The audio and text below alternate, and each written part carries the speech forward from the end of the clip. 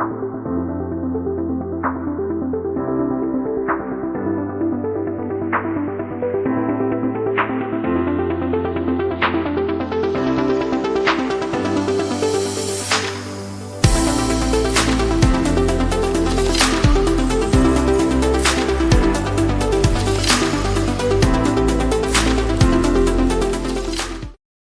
में खड़े हो जाते हैं परमेश्वर की आराधना के लिए।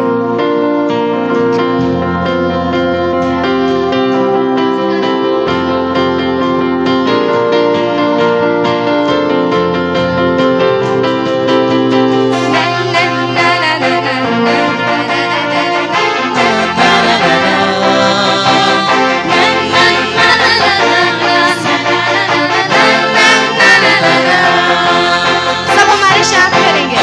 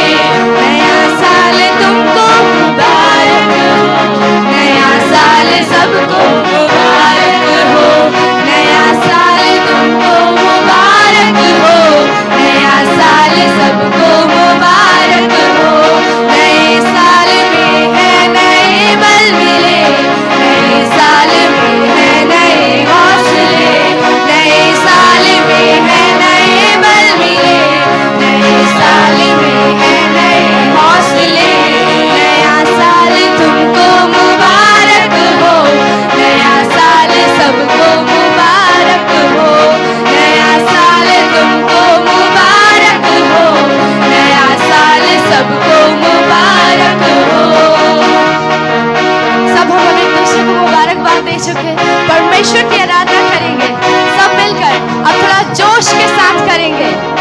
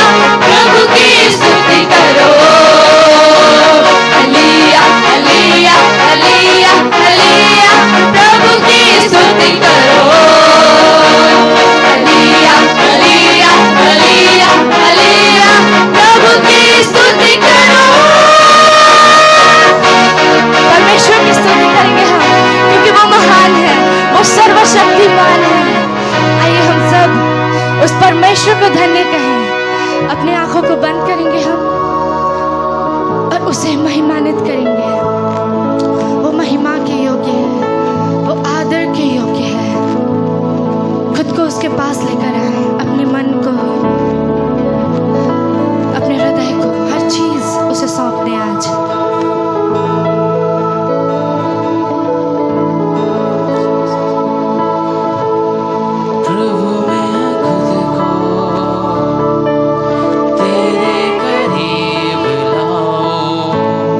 और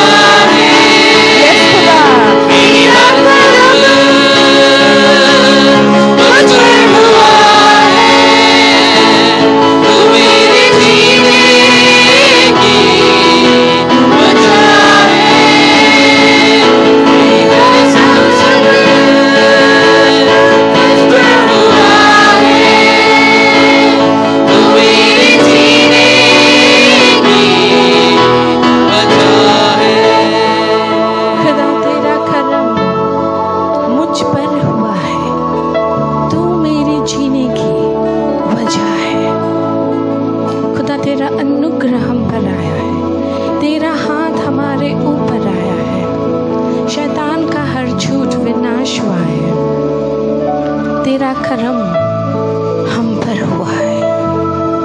सिखिया माशा तारे पे तेरा करम हम पर हुआ है, तो मेरे जीने की वजह है। खुदा 2024 अगर कोई वजह है साल को जीने की, वो तू है यीशु, वो तू है यीशु, क्योंकि तेरा करम हम पर हुआ है, हमारे ऊपर हुआ है, हमारे जीवन के ऊपर हुआ है, यीशु के नाम से आमीन आमीन। मुबारक हो 2024, मुबारक हो। 2023 जितना भी चुनौती था, संघर्ष था, कठिन था, लेकिन ईश्वर के अनुग्रह ने हमें हमारी मदद की कि हम 2024 पहला जनवरी को देख सके, अनुभव कर सके और इसके आशीषों को पा सके। हर दिन, हर साल कुछ नया लेकर आता है। जो 2023 में हुआ ज़रूरी नहीं कि 2024 में वो चलता ही जाएगा, क्योंकि परमेश्वर चीज़ों को बदलता है, ऋतु बदलता है। अभी हम सब जाड़े का पोशाक पहने हुए, क्योंकि अभी ठंडा है, विंटर है। देखते ही देखते फरवरी में ये शॉल हमारे शरीर में और नहीं रहेगा, हम फिर गर्म महसूस करने लगेंगे। उसी प्रकार से हर साल कुछ नया परिवर्तन लेकर आता है, नया ऋतु को जन्म देता है। अगर आप बाइबल देखेंगे, बाइबल में साफ लिखा है, अर्थात हर सिचुएशन में, सबके लाइफ में चॉइस है, चुनाव है। आप चाहे तो जीवन चुन सकते हैं, आप चाहे तो मृत्यु चुन सकते हैं, आप चाहे तो आशीष चुन सकते हैं, आप चाहे तो अभिशाप चुन सकते हैं, आप चाहे तो अच्छा चुन सकते हैं, आप चाहे तो बुरा चुन सकते हैं। क्योंकि मानव जाति को चुनाव करने की शक्ति दी गई, द पावर ऑफ चॉइस। यीशु मसीह के क्रूस पर मरने से हम डायरेक्टली उद्धार नहीं पाए। जब हम उसके उद्धार का चुनाव करते हैं, तब जाकर हमें उद्धार मिलता है। जब हम यीशु मसीह को अपने जीवन में चुनते हैं, तब जाके हमें अनंत काल का जीवन मिलता है। और 2024 में भी परमेश्वर ने चुनाव किया है। Will come to the picture that I have send. और इस चुनाव को हम आज बहुत अच्छे तरीके से समझेंगे। आप ये जो फल देख रहे हैं, इस फल को मैं खाई हूँ जब मैं इज़राइल गई थी। एक्चुअली ये डुमूर है, हिंदी में कहा जाता है अंजीर, इंग्लिश में कहा जाता है फिग। ये बहुत ही रसीला, बहुत ही मीठा होता है और एक एक बाइट में आप पूरा फल खा जाएंगे। कोई बीज उस टाइप सा नहीं होता कि निकाल के फेंकना पड़ता है। और ये बहुत ही फेमस खाना है इज़राइल में, बहुत ही फेमस फ्रूट है इज़राइल में। बाइबल में हर जगह अंजीर का वर्णन है, नया नियम में भी है, पुराना नियम में भी अंजीर का वर्णन है। और जब मैं प्रार्थना कर रही थी, ईश्वर से पूछ रही थी, और ये वचन मुझे कल रात नहीं मिला बल्कि 1-2 सप्ताह पहले ही मिल चुका था। मैं प्रार्थना कर रही थी, पूछ रही थी कि ईश्वर मैं तो फ्यूचर प्रोफेसाई करने नहीं जा रही हूँ, भविष्य में बहुत कुछ घटेगा, मैं भविष्य की घोषणा करने नहीं जा रही हूँ। मैं 2024 में तेरी इच्छा को मांग रही हूँ। 2024 में हमारे साथ क्या होगा, हमारे जीवन में क्या होगा, हमारे जीवन के द्वारा क्या होगा। हम जो तुझसे प्रेम करते हैं, तेरी इच्छाओं में चलना चाहते, तेरी सेवा करना चाहते, तेरे राज्य के लिए कठिन परिश्रम करते हैं, तो हमारे लिए, चर्च के लिए, मिनिस्ट्री के लिए क्या। और तब परमेश्वर ने मुझे यिर्मयाह 26 से बताया, the good fig and the bad fig, अच्छा अंजीर और बुरा अंजीर। और इसे हम सीधा बाइबल से देखना शुरू करेंगे।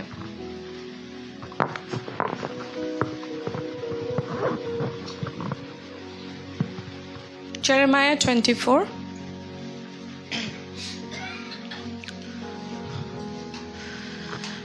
जब बेबीलोन का राजा नबूकदनेस्सर यहोयाकीम के पुत्र यहूदा के राजा यकोनाह को और यहूदा के हाकिमों और लहरों और अन्य कारीगरों को बंदी बनाकर यरूशलेम से बेबीलोन को ले गया, तो उसके बाद यहोवा ने मुझको अपने मंदिर के सामने रखे हुए अंजीरों के 2 टोकरे दिखाए। बोलो, अंजीरों के 2 टोकरे दिखाए, अर्थात 2 झुड़ी छिलो डुमुरेर 2 टोकरी अंजीर था। और किसे दिखाया? परमेश्वर ने यिर्मयाह को दिखाया, यिर्मयाह को दिखाया। एक टोकरे में तो पहले से पके अच्छे अच्छे अंजीर थे और दूसरे टोकरों में बहुत निकम्मे माने बुरे अंजीर थे। वरन वो ऐसे बुरे थे, मैं निकम्मा वर्ड नहीं यूज़ कर रही, मैं बुरा वर्ड यूज़ कर रही हूँ। वे वैसे निकम्मे या बुरे थे कि खाने के योग्य बिल्कुल नहीं थे। अर्थात 2 झुड़ी छिलो, 2 टोकरी था। एक में रसीला मीठा अच्छा अंजीर था और दूसरे टोकरी में बिल्कुल बुरा बेस्वाद खाने योग्य अंजीर नहीं था। फिर यहोवा ने मुझसे पूछा, हे यिर्मयाह, तुझे क्या दिखाई पड़ता है? मैंने कहा, अंजीर। जो अंजीर अच्छे हैं वे तो बहुत ही अच्छे हैं। माने जो अंजीर अच्छे हैं वो कैसे हैं? बहुत ही अच्छे हैं। परंतु जो निकम्मे अर्थात बुरे अंजीर है वे बहुत ही बुरे हैं। और जो बुरे हैं कैसे हैं? बहुत ही बुरे हैं। वरन ऐसे बुरे हैं कि खाने के योग्य, बोलिए, खाने के योग्य नहीं है। और ये है चर्च। इनफैक्ट अंजीर को अगर आप सिंबॉलिकली देखेंगे वो है इज़राइल राष्ट्र। और आपको पता है स्पिरिचुअल इज़राइल इज़ चर्च। आत्मिक इज़राइल हम हैं, चर्च है। और इस चर्च में 2 टोकरियां हैं। एक टोकरी में अच्छे अच्छे अंजीर हैं और वो बहुत ही अच्छे हैं, और दूसरे टोकरी में बहुत ही बुरे अंजीर हैं जो खाने योग्य नहीं, जो इस्तेमाल योग्य नहीं, जो ईश्वर के कोई काम के योग्य नहीं, ना वो मनुष्य के किसी काम के योग्य हैं। और ये चुनाव कौन कर रहा है? मनुष्य नहीं, चर्च नहीं, पास्टर नहीं, स्वयं परमेश्वर यिर्मयाह से कह रहा है, একটা ঝুড়িতে খুব ভালো ডুমুর আছে, মিষ্টি রসে ভর্তি, খাবার যোগ্য। অন্য ঝুড়িতে বাজে ডুমুর আছে, খাবার যোগ্য নয়। এই বাছাইটা আজকে আরম্ভ হয়নি, এই বাছাইটা বেশ অনেক বছর ধরে চলছে, প্রায় কোভিড থেকে চলছে, 2020 থেকে চলছে। कोविड सिर्फ कोविड नहीं था, ये वर्ल्ड पैंडेमिक था। पूरे वर्ल्ड को हिला देने वाला एक वायरस था। दुनिया का कोई ऐसा चर्च नहीं होगा जो बंद नहीं किया गया कोविड के दौरान। ऐसा इतिहास में कभी नहीं हुआ। मनुष्य जाति को कभी कहीं बंद नहीं कर दिया गया। हर व्यक्ति अपने घर में लॉकअप था, लॉकडाउन जिसे हम कहते हैं। एंड वो था पहला warning, be prepared my people, I am coming. मेरे लोग, मेरी मंडली, मेरी दुल्हन, खुद को तैयार कर, क्योंकि मैं जल्द आने वाला हूँ। और ईश्वर अगर जल्द माने तुरंत उसी वक्त आएगा, पृथ्वी में शायद एक भी व्यक्ति नहीं होगा जो स्वर्ग जाएगा। मुझसे आप सुन ले, मैं भी नहीं जाऊँगी, because he is very Holi. उसका स्टैंडर्ड ऑफ पवित्रता बहुत ज़्यादा हाई है। वो तुम्हारे स्टैंडर्ड में नहीं उतरेगा, वो तुम्हें ऊंचा उठाएगा। कॉम्प्रोमाइज़ तो हम करते हैं। अगर ये थोड़ा सा जोक पसंद करता है, ओछी बातें पसंद करते, तो हम भी उनके संग थोड़ा जोक मार देते हैं, ओछी बातों को करके हंस देते, ताकि मेरा सामने वाला व्यक्ति मुझसे थोड़ा सा खुश हो जाए, इम्प्रेस हो जाए। ईश्वर ऐसा नहीं है। वो अपने चरित्र में रहता है और हमें अपना चरित्र सिखाता है, अनुशासन करता है, जीवन के टेढ़े मेढ़े रास्ते में लेकर जाता है, ताकि हम पवित्रता सीख सकें। और 2020 से हर एक व्यक्ति, हर एक मसीह जिसने इन वार्निंग्स को सीरियसली लिया है, गहराई से लिया है, अपने आप को तैयार किया है, आत्मा में, वचन में, पवित्रता में। हमारी तैयारी परिपक्व नहीं हो सकती क्योंकि हम मनुष्य हैं, हम लिमिटेड है, इसलिए हम हर चीज़ सर्वोत्तमता से नहीं कर सकते। लेकिन वो जो कोशिश है, पवित्र रहना, तैयार रहना, ईश्वर के योग्य बनना, ये जो तैयारी है, ये तैयारी खुद में एक चुनाव को लेकर आया। और एक टोकरे में अच्छा अंजीर है और दूसरे टोकरे में बुरा अंजीर है, और इन दोनों अंजीरों का ये साल कुछ होने वाला है जो हम वचन से देखेंगे कि इन दोनों अंजीरों का ईश्वर क्या करेंगे। So we come to the verse 4। तब यहोवा का ये वचन मेरे पास पहुंचा, इस्राएल का परमेश्वर यहोवा यूं कहता है, जैसे अच्छे अंजीर को वैसे ही मैं यहूदी बंदियों को, जिन्हें मैंने इस स्थान से कसदिया के देश में भेज दिया है, देखकर प्रसन्न होऊंगा। मैं उन पर, अब ध्यान से सुने, अच्छे अंजीर के संग परमेश्वर क्या करेगा। इनफैक्ट पता ये कहाँ का दृष्टांत है? एग्जैक्टली वो टाइम जब 70 साल के लिए इज़राइल कहाँ गया? बंधुआई में बेबीलोन आया और चढ़ाई करके लेकर चला गया। 70 साल इस पृथ्वी में क्या आने वाला था? कौन बताएगा? क्लेश, ट्रिबुलेशन आने वाला था। उस 70 साल को 7 साल में किसकी प्रार्थना ने बदला? डैनियल की प्रार्थना में। हम उस पॉइंट में हैं। 70 years of captivity, 70 years of tribulation जो 7 साल में डैनियल के प्रार्थना के वजह से बदल दिया गया। That means we are on the verge of that tribulation जो आने वाला है। ठीक उस पॉइंट में हम खड़े हैं और ये वचन भी उसी पॉइंट का वचन है। अब अच्छे अंजीर के संग परमेश्वर क्या करेगा? मैं उन पर कृपा दृष्टि रखूंगा। क्या करेगा? इसलिए मैं उस गीत को गाने नहीं बोली, मैं रिपीट करने बोली।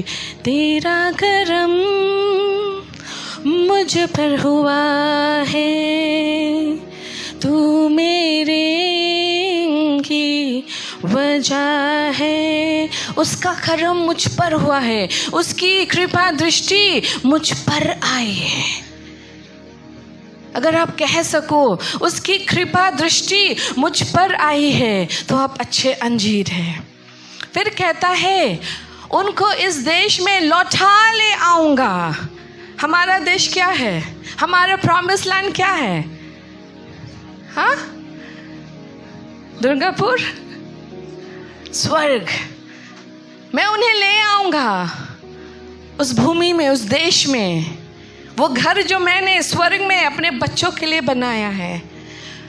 और उन्हें नष्ट ना करूंगा परंतु बनाऊंगा, अर्थात अब दुल्हन का निर्माण होगा। वो जो अच्छे फिग है, जो अच्छे अंजीर है, अब उनका निर्माण का कार्य आरंभ हो जाएगा। They shall be build by the mighty hand of God. मैंने कहा ना, हम कंप्लीट नहीं हैं, हम परफेक्ट नहीं हैं। हम जितना भी अच्छा कर लें, हम सब अच्छा नहीं कर पाते। कहीं ना कहीं हमसे गलती हो जाती है, भूल चूक हो जाता है, हम लिमिटेड हो जाते हैं। लेकिन अब उसका करम मुझ पर हुआ है, अब उसकी कृपा दृष्टि मुझ पर आई है। अब वो मेरा निर्माण करेगा, उन्हें नष्ट ना करूँगा। परमेश्वर कैसे नष्ट करता है? अच्छा, वो नष्ट नहीं करता, वो इतने सारे चैलेंजेस में हमें लेकर जाता है कि हमारा कैरेक्टर अंदर से बिल्ड होना चाहिए। लेकिन बहुत बार जब हम चुनौतियों से जाते हैं, लोग पाप करना शुरू कर देते हैं क्योंकि वो सह नहीं पाते हार्डशिप, वो कठिनाई सह नहीं पाते। अब्राहम को जब बच्चे का प्रतिज्ञा दिया गया, वो इंतज़ार को सह नहीं पाया और उसने क्या किया? इस्माइल को जन्म दे दिया। मैं उन्हें अब नष्ट नहीं करूँगा। अर्थात वो जो कठिनाइयों से वो जा रहे थे, अब वो कठिनाइयों को महसूस नहीं करेंगे। मैं उन्हें उखाड़ ना डालूंगा, एक जगह से दूसरी जगह, इस जगह से उस जगह, एक जगह स्थापित हुआ फिर वहाँ से कहीं और, मैं अब उन्हें नहीं उखाड़ूंगा परंतु लगाए रखूंगा। I shall establish them. English बहुत अच्छा बोलता है, I will bring them back to the promised land, I will build them up, I will not tear them down, I will give them a heart to know me that I am the lord. I think that is in the next work. मैं उन्हें स्थापित करूंगा और साथ मैं उनको एक ऐसा मन, एक ऐसा दिल दूंगा, वे मुझे जानेंगे कि मैं यहोवा हूँ। अर्थात जो अंजीर है, अच्छे अंजीर, वो दिल से और मन से जानेंगे कि वो ईश्वर है। वो जो हम यहाँ से इतना अनुशासन करते हैं, सिखाते हैं, टीच करते हैं, रिब्यूक करते हैं, ये मोड चेंज होने वाला है। अब हमें वो फोर्स यूज करने की जरूरत नहीं है। हमें किसी बुरे अंजीर को प्रचार करने की ज़रूरत नहीं है। हमें किसी भी निकम्मे अंजीर को सिखाने की ज़रूरत नहीं, क्योंकि वो ऑलरेडी अलग हो चुके हैं हमसे। अब ईश्वर का आत्मा अच्छे अंजीरों को सिखाएगा। मैं उनका ऐसा मन कर दूंगा कि वो मुझे जानेंगे कि मैं यहोवा हूँ और वो मेरी प्रजा ठहरेंगे। मैं उनका परमेश्वर ठहरूंगा क्योंकि वो मेरी और सारे मन से फिरेंगे। इंग्लिश बहुत अच्छा कहता है, I shall give them a heart to know me. मैं उसे एक ऐसा दिल दूंगा कि वो मुझे जानेंगे, that I am the Lord, कि मैं ईश्वर हूँ। They will be my people and I will be their God। वो मेरे लोग होंगे और मैं उनका परमेश्वर होऊंगा। अर्थात एक डीप रिलेशनशिप। तुम ईश्वर के लोग होंगे और ईश्वर तुम्हारा ईश्वर होगा। अर्थात तुम्हारे और ईश्वर के बीच में कोई नहीं होगा। तुम्हारे और ईश्वर के बीच में, ये इंटीमेसी में अब कोई दूसरा नहीं आएगा। बीच का हर बाधा वो हटा देगा, बीच का हर रुकावट वो हटा देगा। हर चीज़ जो ईश्वर के आत्मा से नहीं है, तुम अपने सामने से उसे हटते देखोगे, निकलते देखोगे। पकड़ के नहीं रखना, क्योंकि तुम्हें आदत है उन चीज़ों का। 2023 में तुम बहुत सारे चीज़ों को पकड़ के थे जो आत्मिक नहीं था। वो लोग, वो स्थिति, वो प्रबंध, वो मित्रता, वो पार्टनरशिप जो मैं नेक्स्ट संडे प्रीच करूँगी, उन लोगों को पकड़ के नहीं रखना। अगर वो तुम्हारे लाइफ से हिल रहे हैं, याद रखना खुदा हटा रहा है।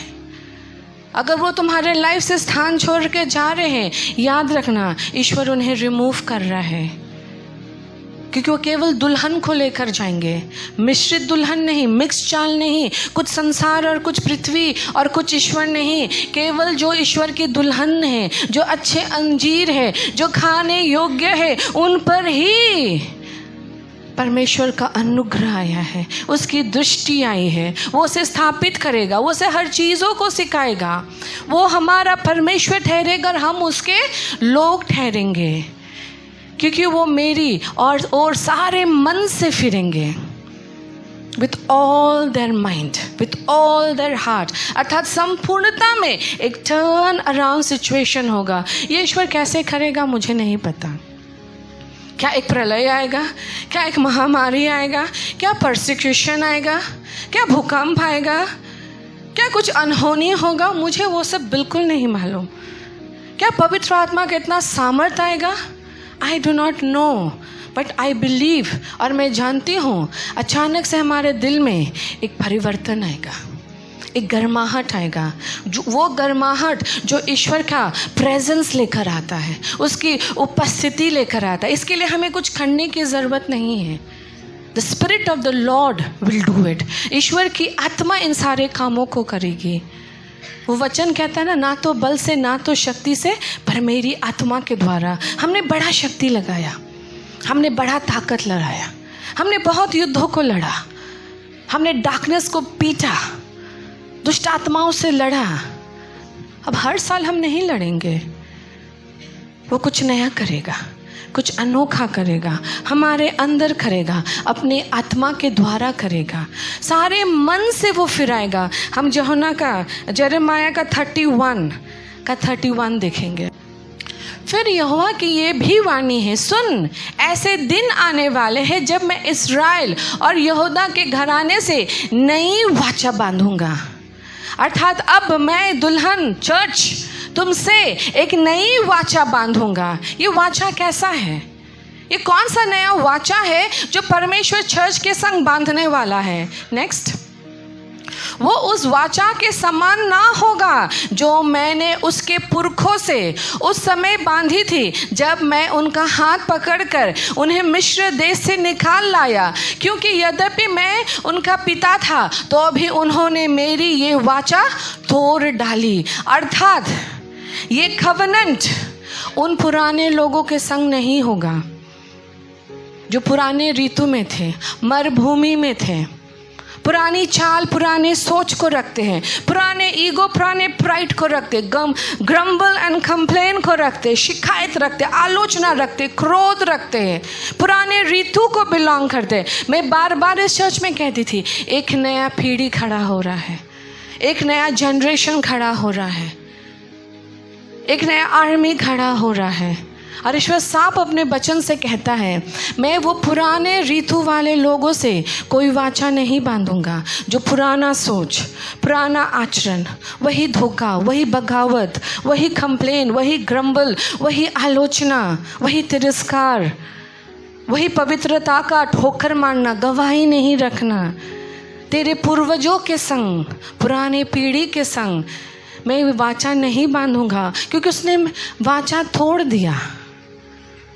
उन लोगों ने वाचा तोड़ दिया, उन्होंने पवित्रता का मान नहीं रखा, उन्होंने सच्चाई का मान नहीं रखा, उन्होंने अच्छाई का मान नहीं रखा। इसलिए मैं वो वाचा नहीं बांधूंगा। तो कैसी वाचा बांधेंगे? नेक्स्ट, परंतु जो वाचा मैं उन दिनों के बाद इस्राएल के घराने से बांधूंगा वो ये है, मैं अपनी व्यवस्था उनके मन में समाऊंगा और उनके हृदय पर लिखूंगा। अर्थात अब ये जो नया वाचा परमेश्वर बांधेगा, द वर्ड ऑफ गॉड कहाँ रहेगा? माइंड में और दिल में। अर्थात ये जो अब अच्छे अंजीर है, ईश्वर का वचन उनके मन में रहेगा और ईश्वर का वचन उनके दिल में रहेगा। मैं अपनी व्यवस्था उनके मन में समाऊंगा, उसके उनके हृदय पे लिखूंगा, मैं उनका परमेश्वर ठहरूंगा, वो मेरी प्रजा ठहरेंगे। यहोवा की वो वाणी है, They shall be my people, I shall be their God। क्या लिखा रहेगा इन अच्छे अंजीरों के अंदर? वचन। उनके दिल में वचन होगा, उनके माइंड में वचन होगा। ये अच्छे अंजीर कितने हैं मुझे नहीं मालूम। अगर तुम्हारे दिल में और तुम्हारे मन में वचन नहीं है, तुम अच्छे अंजीर नहीं बन सकते। अगर तुम्हारे दिल में और मन में पवित्र आत्मा का गहरा काम नहीं है, तुम अच्छे अंजीर नहीं बन सकते। चर्च आ सकते हो, उपवास कर सकते हो, प्रार्थना कर सकते हो, दशवांश दे सकते हो, मिनिस्ट्री कर सकते हो, इसका अर्थ नहीं कि तुम अच्छे अंजीर बन जाओगे। हर चीज़ जो रसीला है, मीठा है, तभी तो हम उसे अच्छा कहते हैं, अर्थात उसके अंदर एक गुण है, तो वो गुण होने की ज़रूरत है। अगर वो गुण नहीं है, तुम ऑटोमेटिकली अच्छे अंजीर की गिनती में नहीं आ सकते। तब उनको मैं फिर एक दूसरे से ये ना कहना पड़ेगा कि यहोवा को जानो। अर्थात ये जो अच्छे अंजीर है, इन्हें क्या नहीं कहना पड़ेगा? बोलो कि यहोवा को जानो। हमें यहाँ चिल्ला के प्रचार नहीं करना पड़ेगा, ईश्वर ऐसा है, पाप ये है, पवित्रता ये है, ये कहना नहीं पड़ेगा। ये चिल्लाना नहीं पड़ेगा कि ईश्वर को जानो, क्योंकि यहोवा की वाणी है, छोटे से लेकर बड़े तक सब मेरा ज्ञान रखेंगे, क्योंकि मैं उनका अधर्म क्षमा करूंगा और उनका पाप फिर स्मरण ना करूंगा। क्या कह रहा है ईश्वर? फिर से सुने, लोगों की ओर ना देखे, वो आते रहेंगे, बैठते रहेंगे, वचन सुने। फिर से मेरे पीछे, ये बहुत इम्पोर्टेंट है, ध्यान से सुने। ये आपका चुनाव है, ये आपका उद्धार का चुनाव है, ये आपका अनंत काल का चुनाव है। मैं फिर से कहती हूँ 34, ध्यान से सुने। जब उन्हें फिर एक दूसरे से ये ना कहना पड़ेगा कि यहोवा को जानो।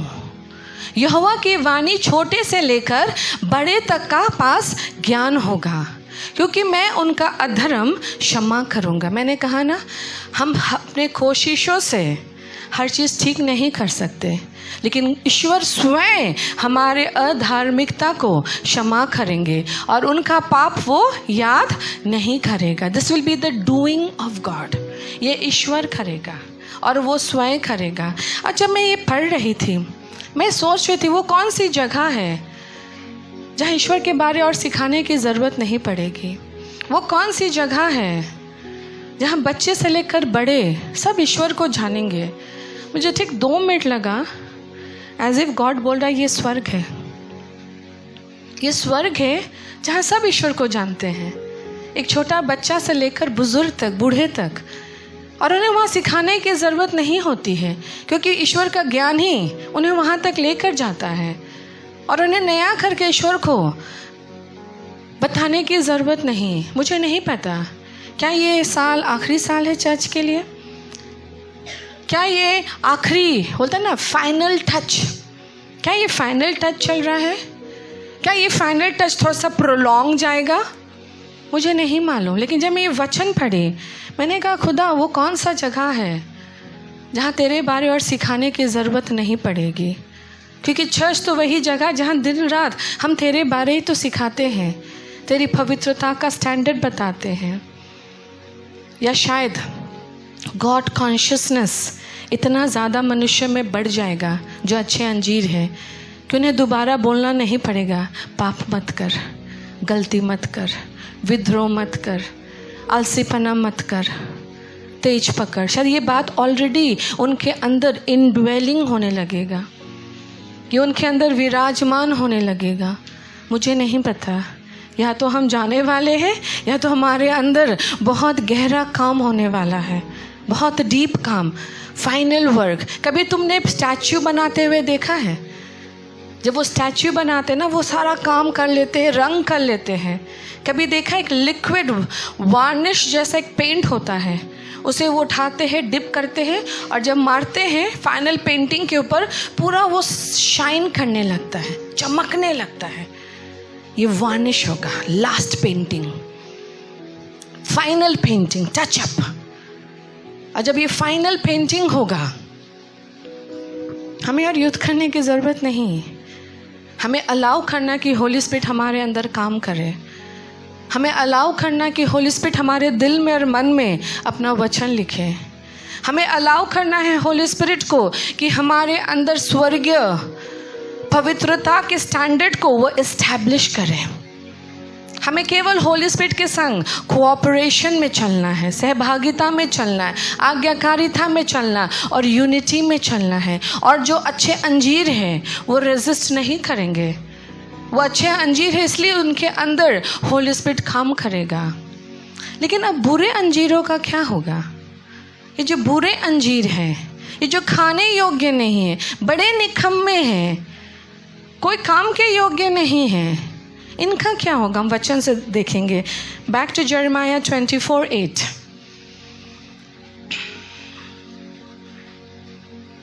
परंतु जैसे निकम्मे अंजीर निकम्मे होने के कारण खाए नहीं जाते, उसी प्रकार से मैं यहूदा के राजा सिदकिय्या और उसकी हाकिमों और बचे हुए यरूशलेम को, जो इस देश में और मिस्र में रह जाएंगे, छोड़ दूंगा। अर्थात भले ही ये बुरे अंजीर आज भी चर्च में बैठे हुए हैं और भले ही ये बुरे अंजीर चर्च को छोड़कर चले गए हैं, पिछले 20 साल में बहुत जन चर्च को छोड़कर चले गए हैं और अभी भी कुछ लोग यहाँ हैं।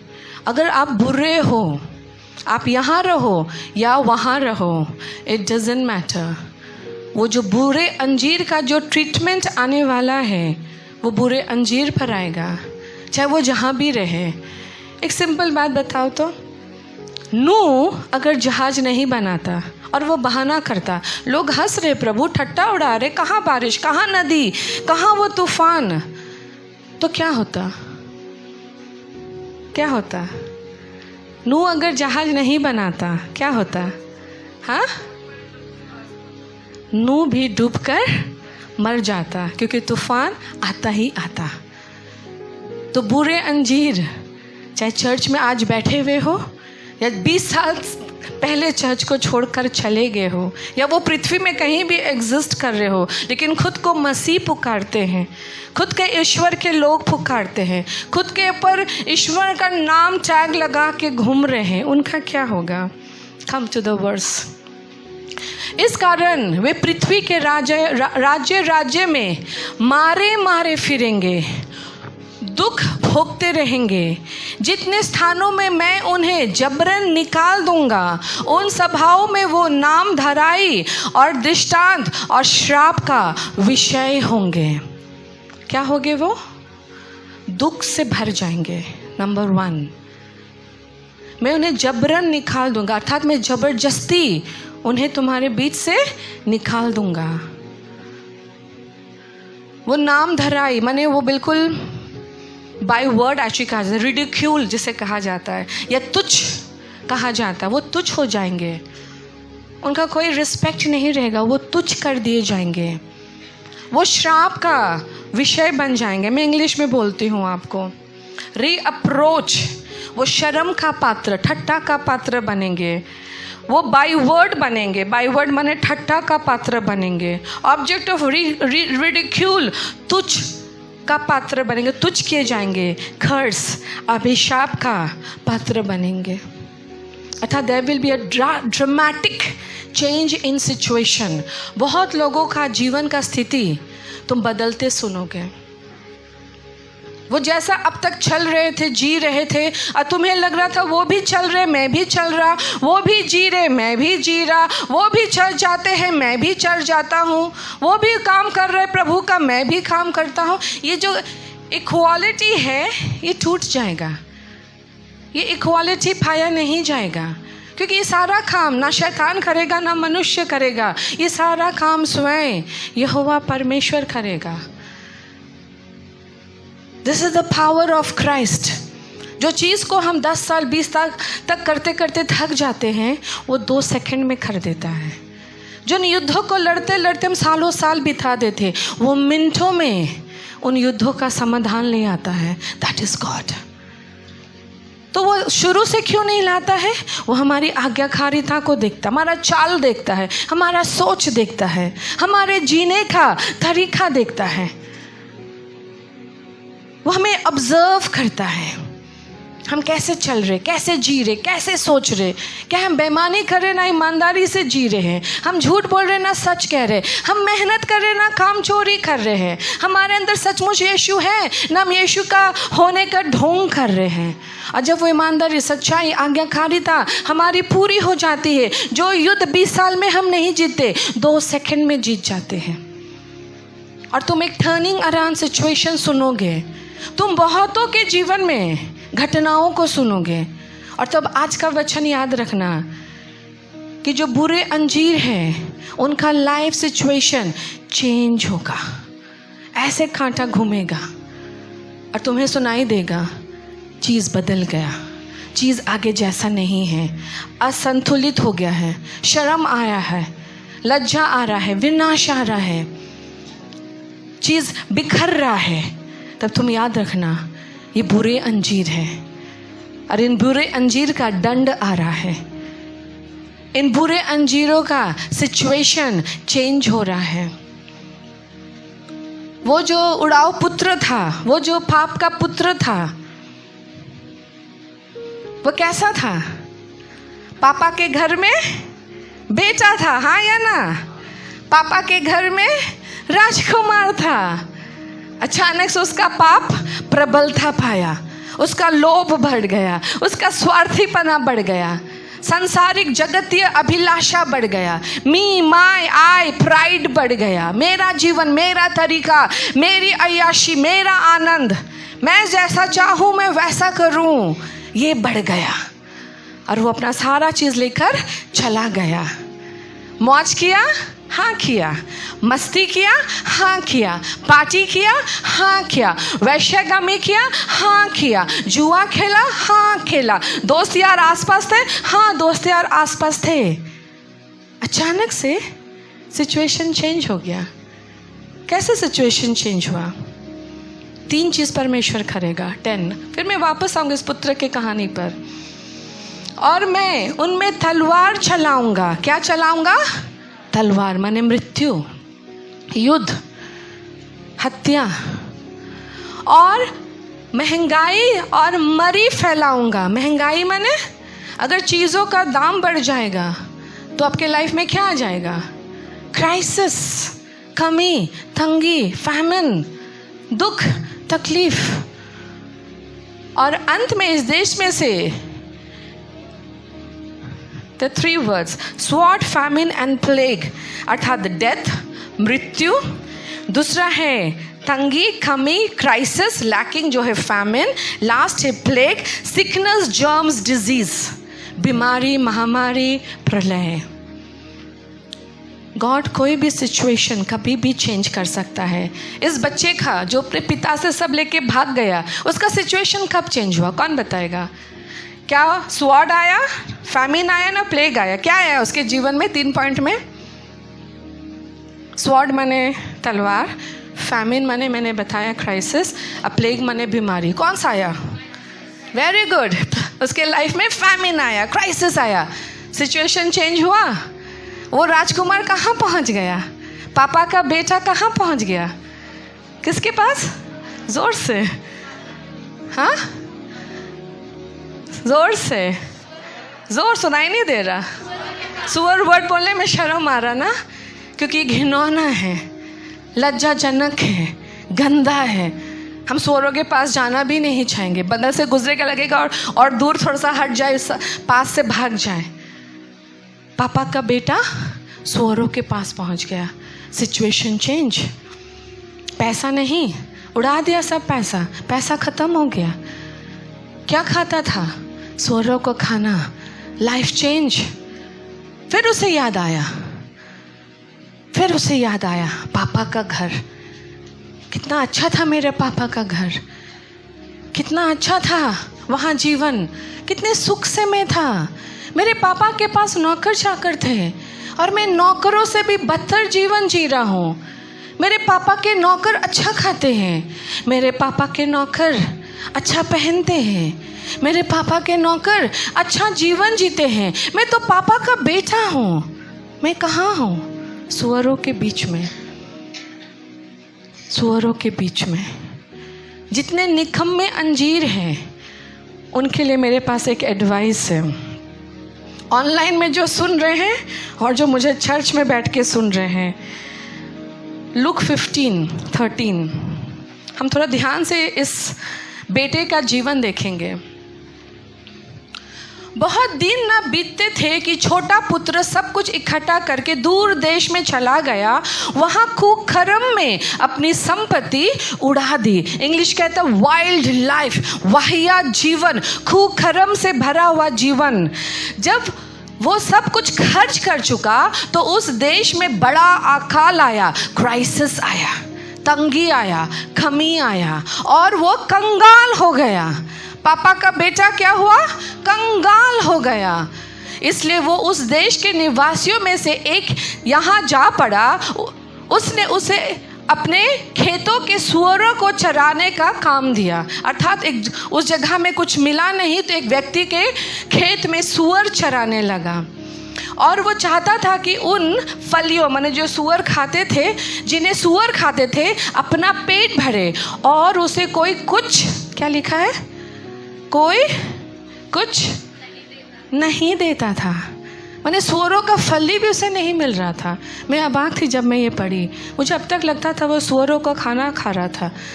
उसे सुअरों का भी खाना नसीब नहीं हुआ, वो भूखा रहता था। Do not play fool with God, do not mess up with God. ईश्वर के संग खेलो नहीं, उसके घर के संग खेलो नहीं, उसके लोगों के संग तुम खेलो नहीं। तुम्हें सुअरों का भी खाना नसीब नहीं होगा। जो बुरे अंजीर है, तुम्हारे बुराई का घड़ा भर चुका है। चाहे वो तुम चर्च में हो या चर्च से बाहर हो, या तुम यरूशलेम में हो या तुम मिस्र में हो, मैं बाइबल के वचन से बाहर कुछ भी नहीं बोल रही हूँ। वो विपत्ति उन पर आएगा। अगर आपको मालूम नहीं तो कुछ लोग यरूशलेम में थे और कुछ लोग बंधुआई में बैबिलोन पहुंच गए थे। इसलिए बार बार कहा या तुम यरूशलेम में हो या तुम मिस्र में है। मिस्र माने बंधाई, कैप्टिविटी, और यरूशलेम माने ईश्वर का घर। If you are a bad fig, अगर तुम बुरे अंजीर हो तो ये होने वाला है, तुम्हें सुअरों का भी खाना नसीब नहीं होगा, या तो मृत्यु आएगा।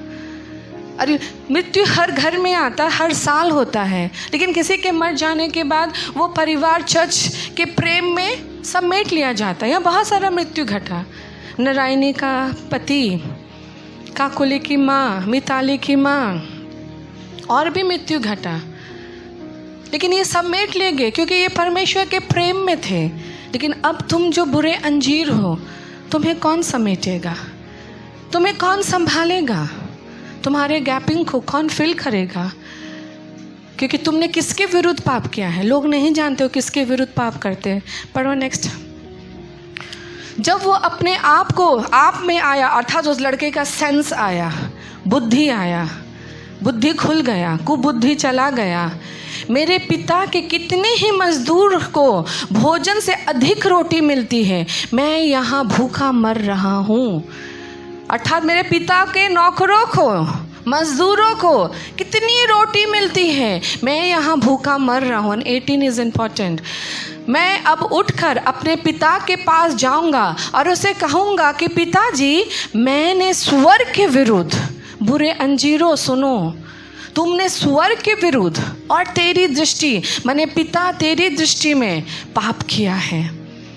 लोग अंगीकार नहीं करते कि वो मनुष्य के विरुद्ध और स्वर्ग के विरुद्ध पाप करते हैं। उन्हें लगता है मैं यीशु को जानता हूँ, मैं सब ठीक हूँ। वो मोबाइल में पोस्ट करते हैं वर्सेस, और वो सोचते हैं वो वर्सेस उनका प्रॉमिस लैंड है, उनका फुलफिलमेंट है, और वो चैलेंज करते हैं। तुम किससे लगते हो? तुम ईश्वर के चुने हुए अभिषेक दासों से लगते हो, जिसके जीवन के द्वारा तुम सुसमाचार पाए हो। दुर्गापुर में 75% चर्च उन लोगों ने जाके स्थापित किया जो इस चर्च से भागे हैं। क्यों? क्योंकि उन्हें अनुशासन पसंद नहीं था, उन्हें पापा के घर में बेटा नहीं बनना था, उन्हें सुअरों का खाना खाना था। तुम घूम लो दुर्गापुर जाकर, अगर तुम्हें यहाँ से भागे हुए लोग ना दिखे। 75% चर्च यहाँ के भागे हुए लोगों के द्वारा एस्टैब्लिश्ड है।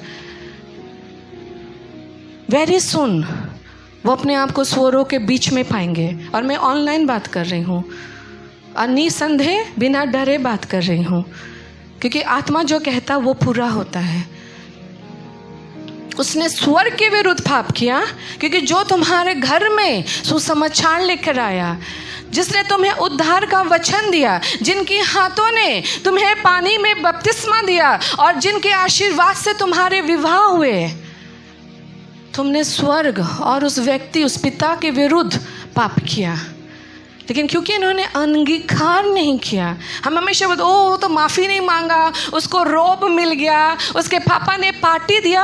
अरे उसने अनुताप किया, उसने कहा मैं तुम्हारे घर में नौकर होने के लायक नहीं हूँ, तो मुझे बेटा नहीं नौकर बना के रखो। तब वो कहता है अब इस योग्य नहीं रहा कि तेरा पुत्र कहलाऊं, मुझे अपने घर में मजदूर के समान रख ले। He repented, he confessed। इस पाठ को सब भूल जाते हैं।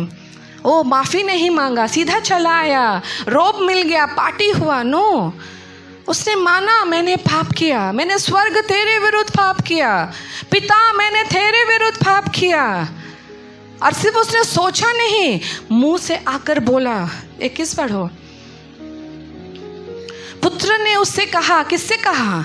पिताजी, मैंने स्वर्ग के विरुद्ध में और तेरी दृष्टि में पाप किया है और अब इस योग्य नहीं रहा कि तेरा पुत्र कहलाया जाऊं।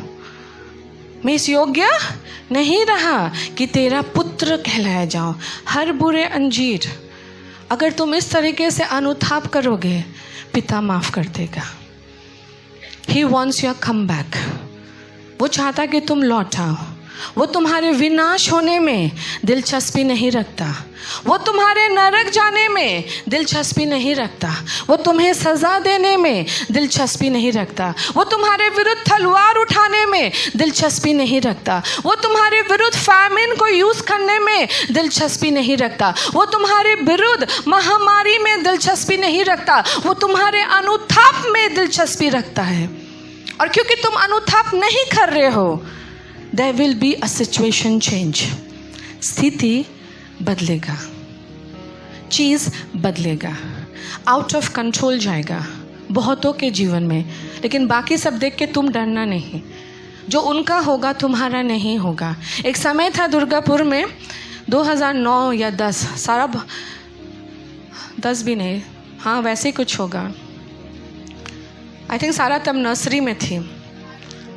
उस अचानक से यहाँ पे बहुत सारे छोटे छोटे बच्चों को ना स्कूल से किडनैप किया जा रहा था। तब मैं उखड़ा स्कूल में थी।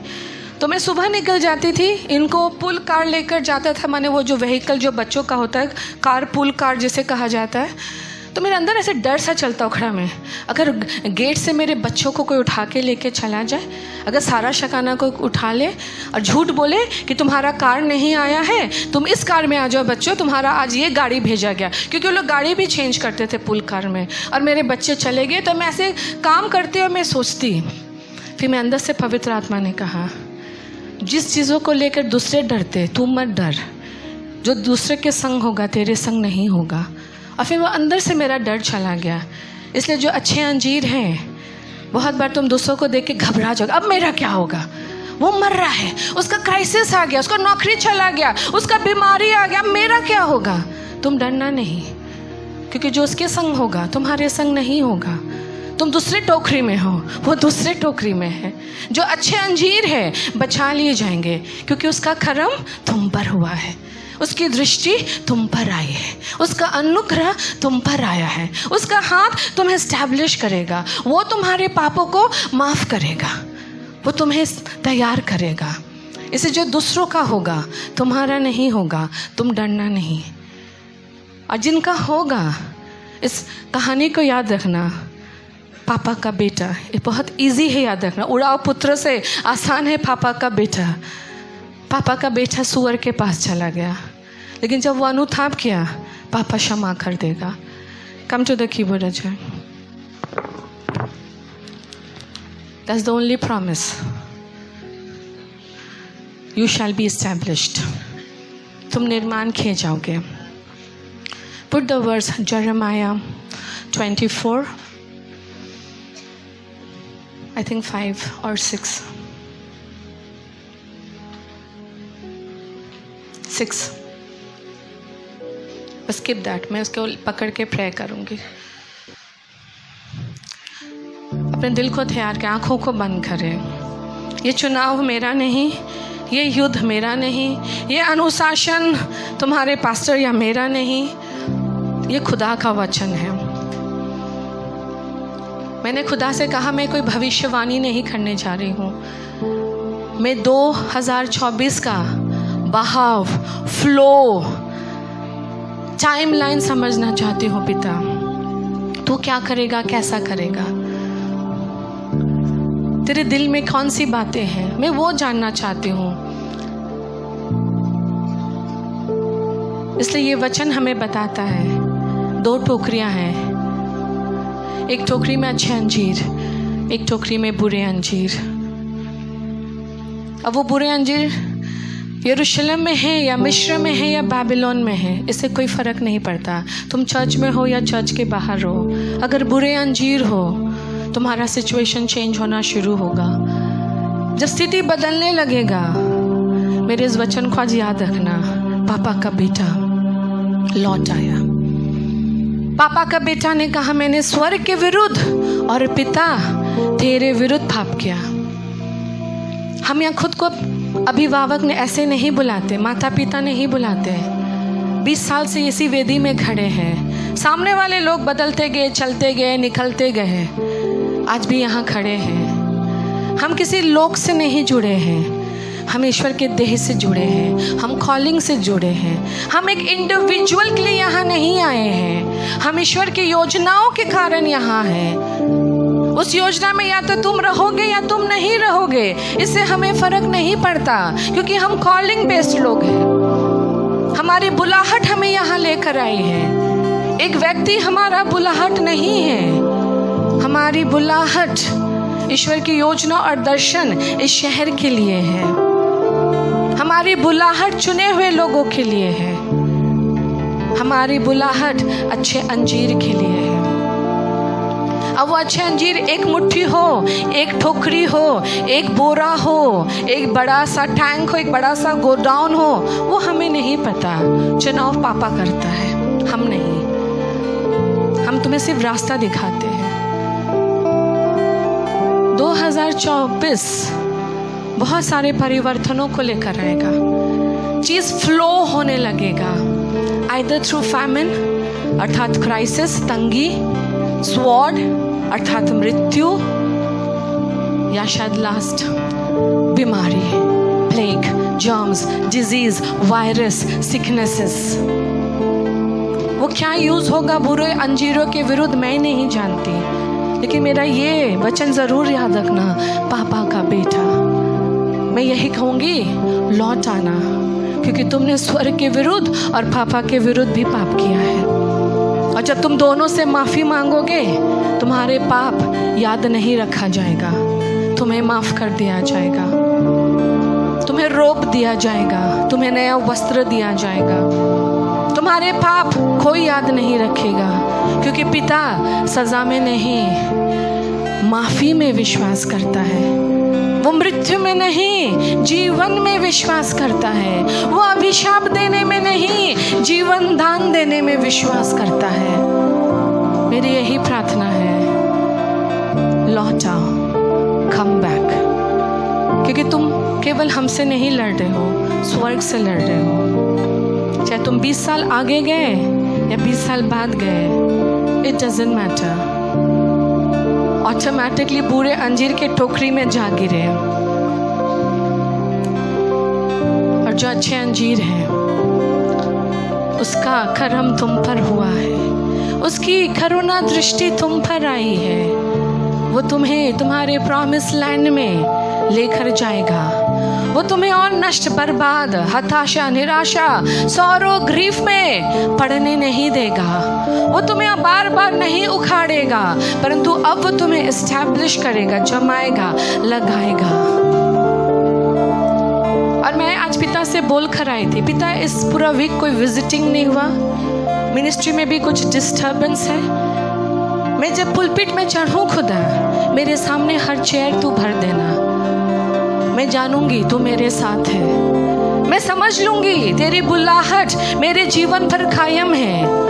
विजिटिंग करने से लोग नहीं आते हैं, पापा जब पुकारता है लोग आते हैं। और मेरे सामने उतना ही लोग हैं जो मैंने स्पिरिट में देखा, क्योंकि पापा का करम मुझ पर हुआ है। मेरे जीने की वजह पापा है। सिंह तेरा करम मुझ पर हुआ है, तो मेरे जीने सिंह आ जाए। तेरा करम मुझ पर हुआ, पैशन के साथ, विश्वास के साथ, डिसीजन के साथ इस गीत को गाए।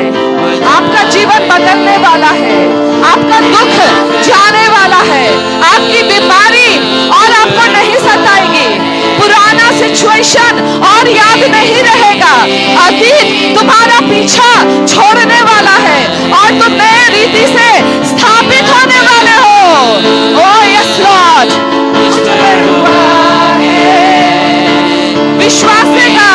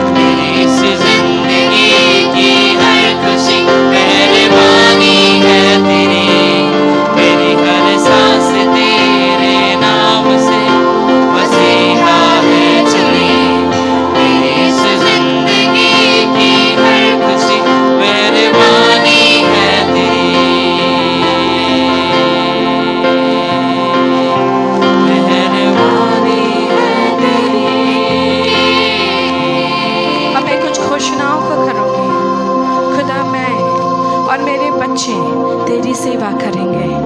मैं और मेरे पति, आपकी पत्नी ईश्वर तेरी सेवा करेंगे।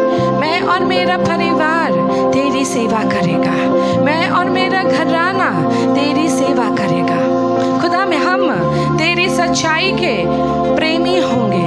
हम समर्पित लोगों में गिने जाएंगे। हम यीशु प्रेमी होंगे।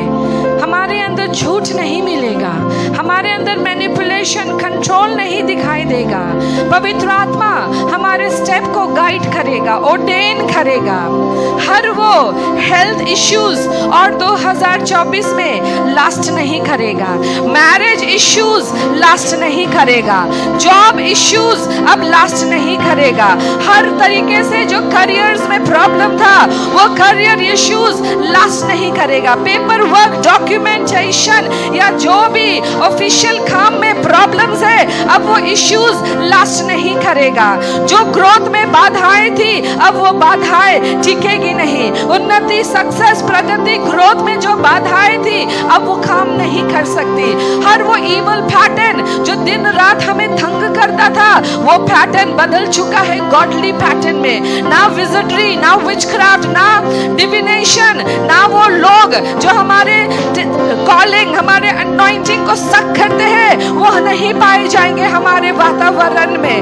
हम अब पाप की वेदी, पूर्वज की वेदी, अभिशापों से जुड़े हुए नहीं है। पूर्वज कल्चर, माइंडसेट, पैटर्न से जुड़े हुए नहीं है। हम अपने पूर्वजों के ब्लड लाइन से जुड़े हुए नहीं है, बल्कि हम स्वर्ग से जुड़े हुए हैं, अनुग्रह से जुड़े हुए हैं, ग्रेस से जुड़े हुए हैं। हम किसी principalities, power, throne, dominion, covenant के अधीन नहीं पाए जाते, बल्कि हम किंगडम ऑफ लाइट से जुड़े हुए हैं, स्वर्ग राज्य से जुड़े हुए हैं। हम घोषणा करते हैं कि हमारे जीवन में नया ऑर्डर, गॉडली ऑर्डर एस्टैब्लिश हो चुका है। हमारे जीवन में प्रार्थना का वेदी निर्माण हो चुका है। हमारे जीवन में गॉडली पैटर्न, बिब्लिकल पैटर्न, वचन का पैटर्न एस्टैब्लिश हो चुका है। हमारे जीवन का भीत सच्चाई है, आत्मा है और परमेश्वर का वचन है। चर्च घोषणा करो, मेरे जीवन का भीत, मेरे जीवन का नींव सच्चाई है, आत्मा है और परमेश्वर का पवित्र वचन है। और दिन प्रतिदिन इसमें मैं बढ़ता जाऊंगा, ग्रोथ लेता जाऊंगा, फलवंत होता जाऊंगा, विस्तारित होता जाऊंगा, परमेश्वर के राज्य के लिए इस्तेमाल होगा। और मेरा ऊपर करम हुआ है, तेरा करम मुझ पर हुआ है, तू मेरे जीने की वजह है। तेरा करम मुझ पर हुआ है, तू मेरे जीने की वजह है। तेरा करम मुझ पर हुआ है, तू मेरे जीने की वजह है। तेरा करम मुझ पर हुआ है, तू मेरे जीने की वजह है। I revert every old order and I establish a new order in 2024. In Jesus' name I decree and declare, Amen. And church says, Amen. Once again, Happy New Year and a blessed New Year. आज यकीन से जाए कि उसका करम तुम पर हुआ है और वो तुम्हारे जीने की वजह है 2024। तुम्हारा जॉब नहीं, तुम्हारा करियर नहीं, तुम्हारा स्टडीज़ नहीं, पैसा नहीं, लोग नहीं, रिश्तेदार नहीं। मैंने क्रिसमस में बताया था कि हर कोई जो माता पिता, भाई बहन, प्रॉपर्टी, धन परमेश्वर के लिए छोड़ दे, उसे दुगना आशीष इस युग में और आने वाले युग में मिलेगा। चर्च, मुझे नहीं पता क्या ये आखिरी साल है चर्च का, क्या इसके बाद हम सचमुच स्वर्ग जाने वाले हैं, लेकिन मुझे इतना कॉन्फिडेंस है कि होली स्पिरिट हमारे अंदर काम करेगा। इसके पहले कि वो हमें लेकर जाएगा, वो हमारे अंदर काम करेगा और हमें नहीं छोड़ेगा। क्या ये कॉन्फिडेंस तुम्हारे अंदर है? डाउट नहीं रखना, डिसबिलीफ मत रखना, विश्वास करना और आज्ञा मानना। दूसरों को देख के तुम नहीं डरना, क्योंकि जो उनका होगा तुम्हारा नहीं होगा। जो बुरे अंजीर हैं वो एक प्रोसेस से जाएंगे ही जाएंगे, क्योंकि ये गॉड का डूइंग है। अनुशासन জানো না, জীবন থেকে কাজ করে, সোয়ার্ড, ফ্যামিন, প্লেগ ইউজ করে, কেন কি সে ঈশ্বর একটা রাষ্ট্রকে নড়াবার শক্তি রাখে। এটা মানুষ কিছুই নয়। তুমি যদি সত্য পথে হাঁটবে, তোমাকে না অধিকারীকে ভয় করা দরকার, না নিয়মকে ভয় করা দরকার, কেন তুমি সত্যতে হাঁটছো। কিন্তু যারা মিথ্যেতে হাঁটছে অটোমেটিকলি তাদের ভিতরে ভয় রাজ্য করবে, কেন ওদের কাছে গডলি কনফিডেন্স নেই। কিন্তু আমি আবার মনে कराबो, पापा का बेटा लौट आना। जब तुम देखोगे तुम्हारा स्थिति बदल रहा है, आउट ऑफ कंट्रोल जा रहा है, तुम मैनेज नहीं कर पा रहे, लौट आना। घुटनों में आके कहना, स्वर्ग मैंने तेरे विरुद्ध पाप किया और पिता मैंने तेरे विरुद्ध पाप किया।